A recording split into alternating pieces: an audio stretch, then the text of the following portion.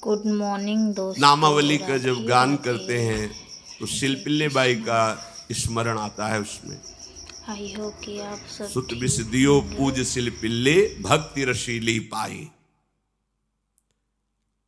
देखो कितना विश्वास होता है भक्त को, कैसा वो श्रद्धावान होता है। एक राजकुमारी और दूसरी एक जमींदार की पुत्री, दोनों को मित्रता थी। एक दिन राजा के यहां भगवत प्रेमी महात्मा आए। वो संत सेवी राजा थे। महात्मा जन आते रहते थे और महात्माओं का कार्य ही होता है निरंतर अपने प्रभु की सेवा और सुमिरन में मगन रहना। सेवा सुमिरन ये बहुत बड़ी सामर्थ्य है। अगर हम हर समय सेवा और सुमिरन में रहें तो कभी कोई माया प्रपंच हमें परास्त नहीं कर सकता। जहां हम सेवा सुमिरन से अलग हुए वहीं माया का प्रभाव पड़ता है। भगवान का शालिग्राम स्वरूप उनके पास था। खूब भाव से सेवा कर रहे थे और नवीन अवस्था की कोमल हृदय वाली ये दोनों सखियां देख रही थी। इनके मन में आया ऐसे हम भी ठाकुर सेवा करेंगे। देखने से सुनने से हमारे हृदय में प्रभाव पड़ता है। गंदी बातें देखेंगे, गंदी बातें सुनेंगे, उसी का चिंतन होगा, हृदय गंदे आचरणों की प्रेरणा वाला बन जाएगा। अगर हम भागवतिक बातें सुनेंगे, भागवतिक दर्शन करेंगे तो भागवतिक चिंतन होगा, हृदय भागवतिक प्रेरणा वाला बन जाएगा। कई दिन संत भगवान रुके, रोज सेवा कीर्तन कथा, सरल हृदया। उन दोनों सखियों में बात आई कि चल करके संत भगवान से कहते हमको भी ठाकुर जी दीजिए। दोनों ने चरण पकड़कर प्रार्थना की, गुरुदेव हमारे हृदय में भी इच्छा हो रही कि हमें ठाकुर सेवा मिले। अब दोनों बच्चे ही थे। संत भगवान ने विचार किया सेवा पद्धति में बहुत सावधानी की आवश्यकता होती है। अभी ये बच्चे हैं, कहीं सेवा अपराध न बन जाए। सेवा अपराध भी होता है। उपासना में चलने वाले उपासक को सेवापराध और उपसेवापराध 32 ये 64, इन पर सावधान रहना चाहिए। ये गलती नहीं होनी चाहिए। जैसे आप ठाकुर सेवक हैं, अपने घर में सेवा विराजमान किए हुए हैं। अब जैसे आपको ठाकुर जी के दर्शन के लिए जाना है, जहां तक ठाकुर जी के दर्शन करने के लिए जाना है, हो सके तो पादुका न पहने, नंगे पैर दर्शन करने जाए। यदि आप में ऐसी सामर्थ्य नहीं है किसी कारण से, तो सीढ़ियों में पादुका नहीं पहनना चाहिए। जहां से मंदिर की सीढ़ियां हैं, पादुका उतार कर माथा रखकर सीढ़ी में फिर चढ़ना चाहिए। खड़ाओं या पादुका पहन करके श्री विग्रह के दर्शन करने के लिए जाने में फिर अपराध लगता है। अरे अपने मालिक के दर्शन करने जा रहे हैं, स्वामी के दर्शन करने जा रहे हैं, प्रभु के दर्शन करने जा रहे हैं, तो अपनी कुटिया से और मंदिर तक नंगे पैर जाना चाहिए। ये भावना रखनी चाहिए। भरत जी जा रहे हैं प्रभु के दर्शन करने के लिए, अयोध्या से पैदल ही चले थे, तो सुकुमार चरणारविंद तो बड़े बड़े फफोके छाले पड़ गए थे। वशिष्ठ जी ने देखा, सबने मिलकर भरत जी से कहा पालकी पे बैठ जाइए। तो उन्होंने कहा हाँ, मेरे प्रभु यहां नंगे पैर चले हैं और मैं पालकी पे बैठ जाऊं? उचित तो यह है कि अपने प्रभु के दर्शन के लिए मैं जा रहा हूं, तो जहां जहां प्रभु के चरण पड़े वहां मेरा शीश पड़े, अर्थात सिर भर जाऊं। उचित मोरा सबते सेवक धर्म कठोरा। यहां मैं सर के बल चल के जाऊं पर असमर्थ हूं। तो आप कह रहे हैं पैर में छाले पड़ गए, आप सवारी में बैठ जाइए। ऐसा नहीं हो सकता। तो अपने प्रभु के दर्शन करने के लिए जब जाए तो हो सके, सामर्थ्य हो तो पादुका न पहने, कोई खड़ाऊं चप्पल जूता आदि ना पहने। अगर पहने हैं तो बस सीढ़ी तक ही पहन कर जाए, ऊपर सीढ़ियों के नहीं। इतने सुकुमार मत बनो, ये आग में जलाया जाएगा शरीर, ये गाड़ दिया जाएगा शरीर, इससे ज्यादा प्यार ना करो। अब इतना दृढ़ विश्वास कि ये बच्चे हैं, सेवा भाव कैसे पूर्ण कर पाएंगे? तो उन संत भगवान ने दोनों बच्चियों से कहा, आप कल ठाकुर जी लाएंगे, हम आपको दे देंगे। तो गांव में घूमे तो आसपास गोले गोले से पत्थर मिले, पत्थर लाए 2 और कहा कि ये लो तुम्हारे ठाकुर जी हैं। दोनों को दिया। देखो गुरु वचनों पर और गुरु प्रदत्त सेवा वस्तु पर कितना भाव होना चाहिए। उन्होंने दृढ़ विश्वास किया कि मुझे भगवान गुरुदेव ने दिया, ये भगवान है मेरे। दोनों ने अपने हृदय से लगाया। अब एक जमींदार की पुत्री थी, एक राजकुमारी, स्वर्ण के सिंहासन में, और उनका नाम रखा शिलपिल्ले ठाकुर। शिल मतलब पत्थर, तो उनका तुम्हारे ठाकुर का नाम शिलपिल्ले गोविंद है। दोनों सिंहासन पर रखकर आराधना करती, भाव प्रतिपल बढ़ता गया, नाम निरंतर जप। गुरु प्रदत्त ठाकुर पर विशेष चमत्कार हृदय में प्रकट होता है यदि उन्हीं की नियमावली से चलो। अपने मन से बाजार से खरीद लाए, विराजमान किए हैं, कभी सेवा की कभी नहीं की, वो भी अच्छा है, कम से कम भागवतिक भाव तो है। लेकिन सिद्धि जो प्राप्त होती है वो गुरु कृपा से, गुरु प्रदत्त ठाकुर से। जैसे धन्ना जी को भांग के बट्टे में ठाकुर जी प्रकाशित हो गए, गुरु प्रदत्त।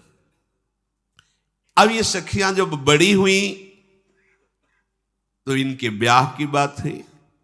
तो जो राजकुमारी थी उनका राजकुमार से किसी से ब्याह तय हुआ, ब्याह हो गया।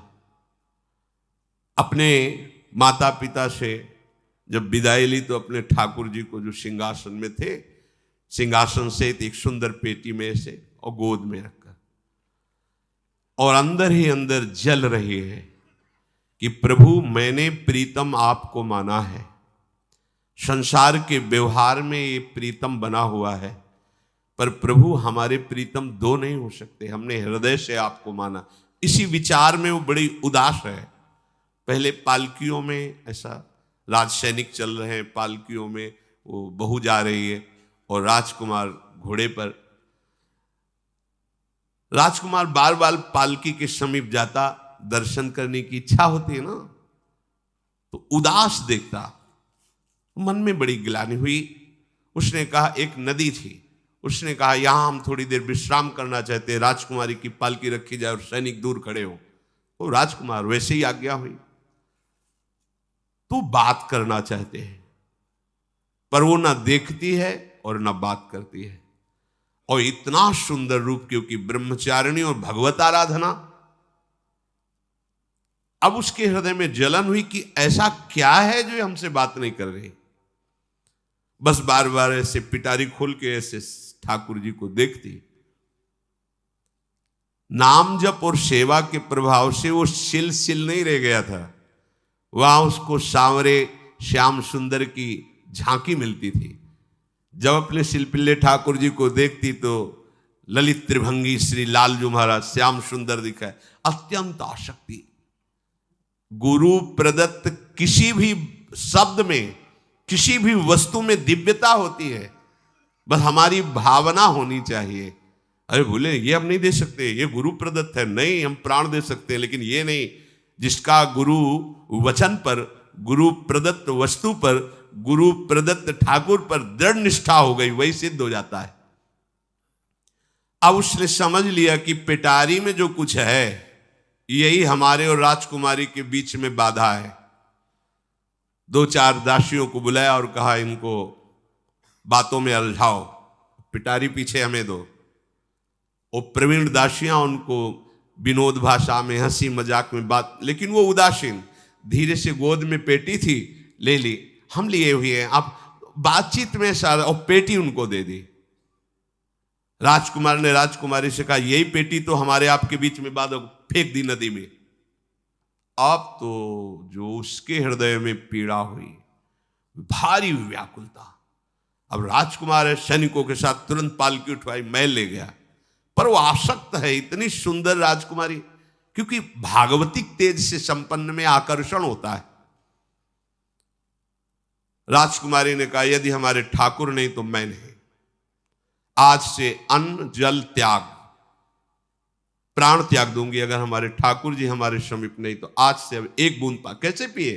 अपने ठाकुर को भोग लगा के पाला है और ठाकुर जी फेंक दिए गए। भारी व्याकुलता, जैसे मीरा जी कहते, दृश्य बिन दुख न लागे नैन, न रात में नींद है न दिन में अन्न जल है, व्याकुलता। अब भयभीत हो गया राजकुमार। पूरा महल इस विषाद से हो गया कि अगर नवीन राजकुमारी प्राण त्याग देती है तो क्या होगा लोक समाज में, कि अभी नवीन राजकुमारी गई, ये लोग ऐसे निर्दयी हैं कि ऐसा व्यवहार किया कि उसने प्राण त्याग दिया। राजकुमार घुटने में आ गया। घुटने टेक कर राजकुमारी से कहा, मैं तुम्हें दुखी नहीं करना चाहता, पर मैं तुमको छोड़ भी नहीं सकता। अब हमें आप वो उपाय बताओ जिससे आप मुस्कुरा दो, आप प्रसन्न हो जाओ। तो उनका, हम अपने ठाकुर के बिना जीवित नहीं रह सकती। यदि आप हमें जीवित देखना चाहते तो हमारे ठाकुर जी ला के दो। ठाकुर जी को नदी में फेंक दिया था। पारिवारिक जनों के साथ राजकुमार उस नदी के तट पर गए और राजकुमारी से कहा, तुम्हें इतना प्रेम ठाकुर जी से, तो तुमसे ठाकुर जी कितना प्रेम करते हैं? अगर तुमसे ठाकुर जी प्रेम करते हैं तो मुझे प्रमाणित कर दो, तो मैं जीवन भर तुम्हारी आज्ञा में रहूंगा। अच्छा, तो तुम ये देखना चाहते हो कि ठाकुर जी हमसे कितना प्रेम करते हैं? हाथ फैलाया और आर्त भाव से पुकारा कि गोविंद, अब आपके बिना मैंने जीवित नहीं रहना। अंदर से जेव ही प्रार्थना की तो जल से सिंहासन सहित शिल्पिल्ले भगवान जैसे कोई वायु के प्रवाह में आ रहा हो, ऐसे आए और छाती से चिपक गए। पूरा परिवार, राजकुमार ये देख रहा था। हृदय से ठाकुर जी चिपक, जीवन भर के लिए दासत्व स्वीकार कर लिया और कहा, जैसी आप आज्ञा करोगे। जैसे मीरा जी, जब राणा जी से ब्याह हुआ तो प्रथम मिलन की रात में मीरा जी ने कहा, सावधान, तुम हमारे पति नहीं हो, मेरा सुहाग गिरधर से है, श्याम सुंदर ही मेरे पति हैं। व्यवहार में तुम पति बने हो। यदि हमारी बात समझ पा रहे हो तो जीवन में कभी हमारा स्पर्श मत करना। ये जीवन केवल गिरधर के लिए, दूसरे के लिए नहीं। उतर गए शैया से और जैसे सेवक होता है, बोले, अहो भाग्य, मुझे ये सौभाग्य मिला कि इतनी महाभाग्यवती की सेवा करने का। एकांत में मैं सदैव तुम्हारे शिष्य की तरह बर्ताव करूंगा, पर समाज में तुम्हें बहू की तरह बर्ताव करना होगा, नहीं तो लोग जीने नहीं देंगे। समाज में पत्नी की तरह और एकांत में गुरु शिष्य के। तुम हमारी गुरु होगी और हमसे ऐसा ही बर्ताव राणा ने जी, ऐसा ही उस राजकुमार ने दी। हमारी भागवतिक निष्ठा ऐसी होनी चाहिए कि जो गुरु जी ने मंत्र दिया है, जो गुरु जी ने उपासना दी है, उसमें दृढ़ विश्वास होना चाहिए। हमारे अंदर किंचन मात्र फिसलाव नहीं होना चाहिए। और आ गए जो महामहिम सूत्र है, जब तक हमारा मन प्रभु में समर्पित ना हो जाए तब तक पाप होने की संभावना होती है। बड़े बड़ों से चूक हो जाती है। इसमें यह नहीं कहा जा सकता कि हम इतने वर्ष से साधन में लगे, हमसे चूक नहीं होगी, ये तो भूल जाना। बड़े बड़ों से चूक करवा देना माया का कार्य होता है, पर जिनका मन प्रभु को समर्पित हो गया है उनसे चूक नहीं हो सकती। इसलिए जो अगला सूत्र वर्णन किया कि जितने भी पापाचरण होते हैं वो सब मेरे से होते हैं, ऐसा उपासक दृढ़ निश्चय करे। ऐसा नहीं कि पापाचरण भगवान से, भगवान करा रहे हैं। जिन लोगों का एक प्रश्न होता है कि जब सब कुछ भगवान करा रहे हैं, भगवान की इच्छा के बिना पत्ता भी नहीं हिलता, तो जो हम पापाचरण, गलत आचरण, वो भी तो भगवान ही करा रहे हैं। इस विषय को समझना है। आज के समाज का जो मानसिक स्तर है, जब हम त्याग की बात करते हैं कि गंदे आचरण नहीं करने चाहिए, तो जो समझाया जाता है और जो समझ है आज की आधुनिक, वो ये समझ है कुछ ऐसे जनों ने ये निर्धारित भी किया है कि बहुत भोग कर लेने पर फिर समाधि की प्राप्ति होती है। अगर ऐसा होता तो लाखों लोग समाधि को प्राप्त होते, लाखों लोग बिना साधना के। क्यों? बचपन से लेकर के पूरे जीवन तक भोग ही भोग रहे, सब समाधि में पहुंच जाते। प्रायः सबके दिमाग में बात बैठी है कि अगर हम भोग ले तो हम मन को समझा सकते हैं, लेकिन आप बात अनुभव की समझ लीजिए कि आप भोगने के लिए जो ही गए तो मन के गुलाम बन करके गया, वो कभी तुम्हें मुक्त होने का अवसर नहीं देगा। और आज तक किसी ने भी ऐसा नहीं कहा भोग भोगने के बाद कि आज के बाद मैं प्रण करता हूं, मैंने जान लिया कि इसमें सुख नहीं है, आज के बाद कभी भोग नहीं भोगूंगा। कभी किसी ने नहीं कहा। सबको इस दलदल में गिरने के बाद सदगुरु या भगवान ने ही निकाला है, स्वयं आज तक कोई निकल नहीं पाया, कोई नहीं निकल पाया। ये ऐसा दलदल है। पर लोगों की भ्रांति रहती है कि ये जो मेरा मन जिन भोगों के लिए लालायित हो रहा है, उन भोगों को खूब भोगूं, फिर बाद में अनुभव जब हो जाएगा तब हम इनका त्याग करके फिर भजन मार्ग में चलेंगे। जो भजन मार्ग में चलते हैं उनके मन में भी लगा रहता है कि अगर एक बार भोग लूं तो मन को समझा तो सकता हूं। यह है आधुनिक सोच, यह है हमारे मानसिक सोच का स्तर। सब लोग देख लीजिए। अब भागवतिक सोच और शास्त्र सिद्धांत का जो मत है वो ये है, ये डंके की चोट से गाया गया है और इसी मार्ग में चल करके समाधि को प्राप्त हुए महापुरुष। एक भी कोई ऐसा समाधिस्थ महापुरुष बता दिया जाए विश्व में जिसने भोगों के भोगने के बाद समाधि को प्राप्त हुआ हो। जैसे हम भोजन कर लेते हैं तो लगता है अब कुछ नहीं, लेकिन 6 घंटे व्यतीत होते होते पर्चा बन जाएगा कि ये चीज फिर चाहिए खाने को। ऐसे ही कोई भोग भोगने के बाद कुछ क्षण के लिए उससे विरति हो जाती है, ठीक है, लेकिन फिर कुछ मिनट होने के बाद फिर नई स्फुरना, नया संकल्प, नई क्रिया, नई भोग वासना सब हृदय में देख लो। इसके लिए किसी और से सलाह लेने की जरूरत नहीं। इसलिए ये जो संतों का मत है, शास्त्र का मत है कि भोगों के भोगने से भोग वासना दृढ़ होती है, कामना बढ़ती है, ना कि शांति मिलती है। लेकिन आधुनिकता में भोगों को भोगने से शांति मिलती है, ऐसी धारणा बनी हुई है और ये गलत है। और ये इतनी गलत हो जाती है कि हम हत्या करने लगते हैं, हिंसा करने लगते हैं, पूज्य जनों के साथ दुर्व्यवहार करने लगते हैं। आज तक भोगों में इति नहीं हुई। देवयानी जी भगवान शुक्राचार्य जी की पुत्री हैं। वो इतनी सुंदर हैं कि कोई अप्सरा भी उनसे होड़ नहीं कर सकती, क्योंकि भगवान शुक्राचार्य की पुत्री जितेंद्री, पवित्र, भगवद आराधन संपन्न। बड़ा प्रसंग है, उसको ना लेते हुए हम सारांश में बता रहे। वृषपर्वा की पुत्री शर्मिष्ठा, ये असुर राजकुमारी हैं। दैत्यराज वृषपर्वा, उनकी पुत्री शर्मिष्ठा, और दैत्य गुरु भगवान शुक्राचार्य, उनकी पुत्री देवयानी बड़े समाज के साथ जंगल में गई हुई थी। एक बड़ा दिव्य सरोवर था, तुलसी में सब राजकुमारियां स्नान कर रही थी। अचानक वहां से कोई महात्मा निकले तो जल्दी में सबने वस्त्र धारण किए, तो शर्मिष्ठा के वस्त्र देवयानी ने और देवयानी के वस्त्र शर्मिष्ठा, वो महात्मा निकल गए। वहां कोई उनको टिकना तो था नहीं। देवयानी ने देखा कि मेरे पवित्र वस्त्र, देवयानी ने वस्त्र धारण नहीं किया शर्मिष्ठा के। जब वो महात्मा चले तो देखा कि हमारे वस्त्र राजपुत्री शर्मिष्ठा धारण किए। तो उनका, तुझे पता है मेरे वस्त्रों को स्पर्श करने का भी तेरे को अधिकार नहीं, तूने धारण कैसे कर लिया? तो उनका, ज्यादा मत बोल, इतना गुमान करके मत बोल।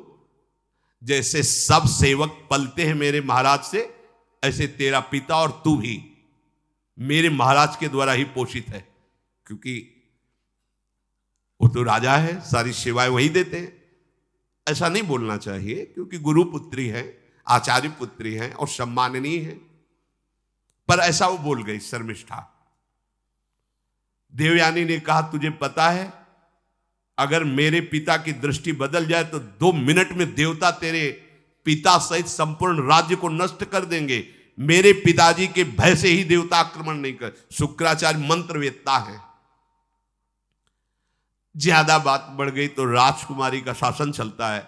उसने कहा इस गुरुपुत्री को उठाकर कुएं में डाल दिया जाए, और उस समय वस्त्र धारण नहीं की हुई थी, उनको उसी स्थिति में डाल दिया गया और वो चली गई। उसी समय शिकार खेलने के लिए महाराज ययाति चक्रवर्ती सम्राट तो आवाज सुनी। सैनिकों ने बताया कि कोई देवपुत्री है, दिव्य तेज प्रकाशित हो रहा है उनके शरीर से, और दूर से देखा है ऐसा लग रहा है कि शायद वो वस्त्रहीन भी हैं। उन्होंने कहा तुम लोग दूर जाओ, और स्वयं महाराज ययाति गए और उनको तो जब हाथ पकड़ के निकाला और अपने वस्त्र से उनको आवेष्टित किया तो उन्होंने कहा कि हमारी आर्य मर्यादा है, एक बार आपने हमारे शरीर को देख लिया और हमारे हाथ को पकड़ लिया, अब आप हमारे जीवन भर के लिए पति स्वरूप हैं, स्वीकार कीजिए। तो उन्होंने कहा कि देवपुत्री मैं तो आपका परिचय भी नहीं जानता हूं, आप कौन हैं? तो उन्होंने कहा भगवान शुक्राचार्य की पुत्री देवयानी। घुटने पे हो गए तत्काल। उन्होंने कहा इतने बड़े महापुरुष की पुत्री के साथ मैं ब्याह कर सकूं, मेरी सामर्थ्य नहीं, क्योंकि मैं क्षत्रिय कुल में प्रकट हुआ राज परिवार से हूं, और वो तो देवताओं के द्वारा भी वंदनीय है शुक्राचार्य जी।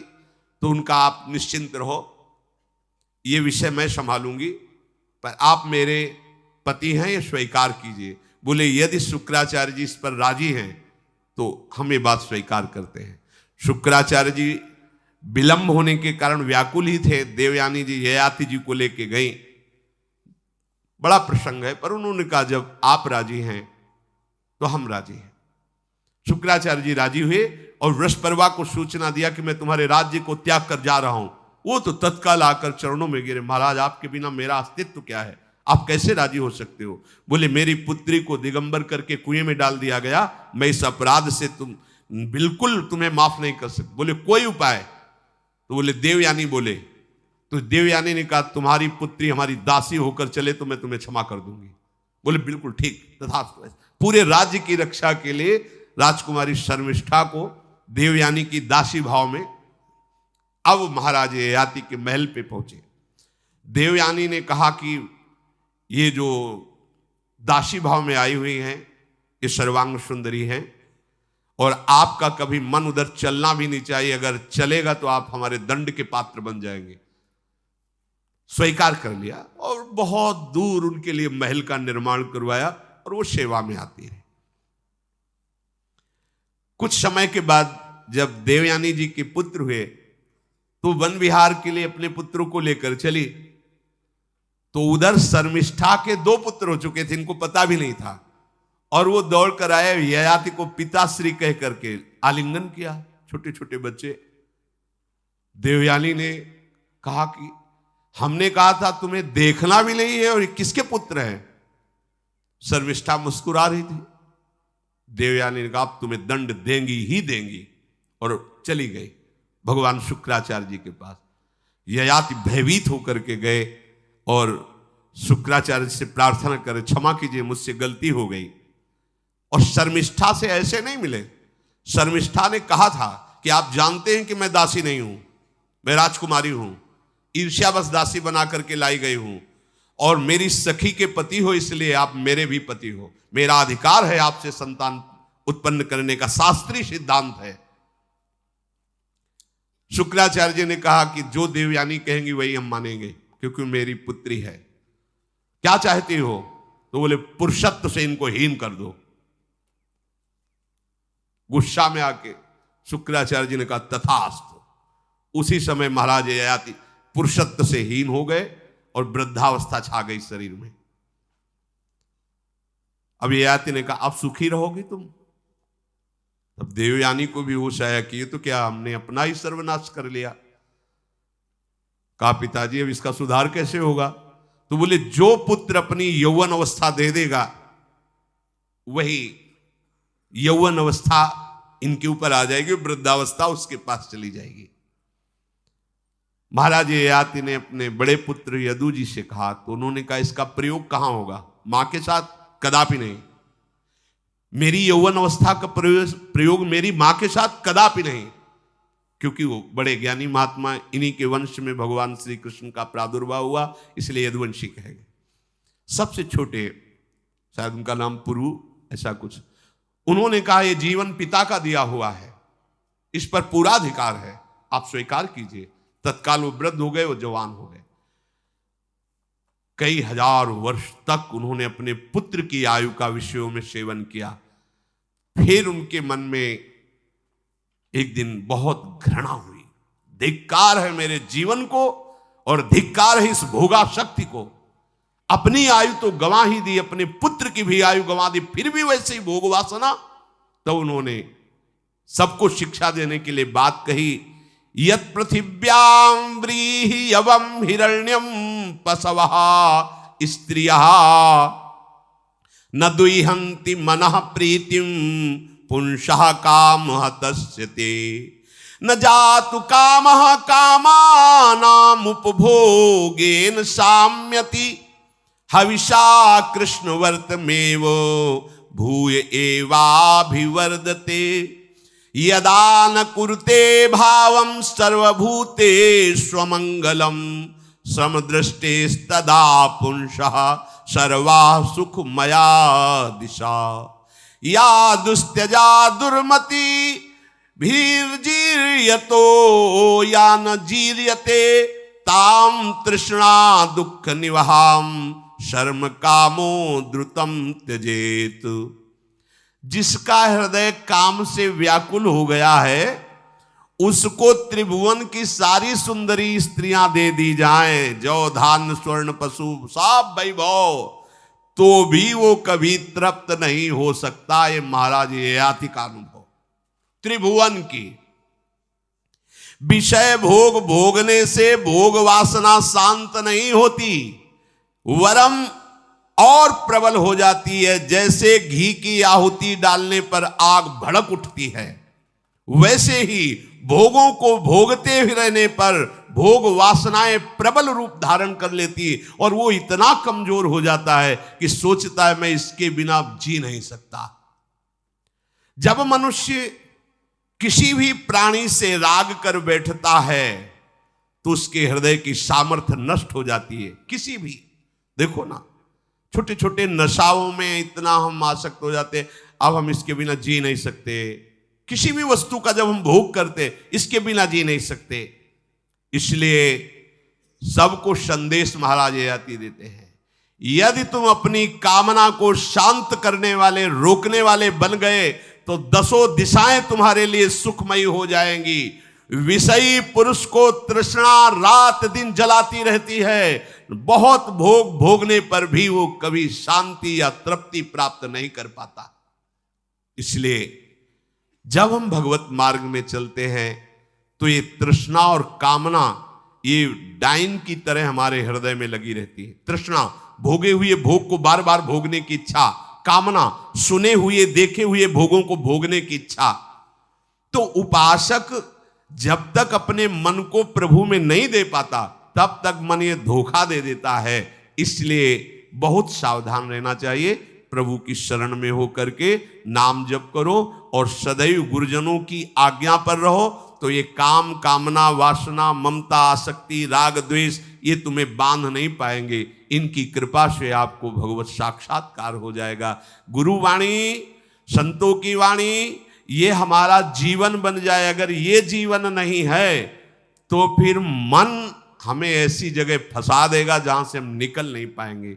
इसलिए सावधान होकर जीवन व्यतीत कीजिए। बड़ा अमूल्य जीवन है, अमूल्य जीवन का लाभ है भगवत प्राप्ति, भगवत साक्षात्कार। श्री राधा वल्लभ लाल।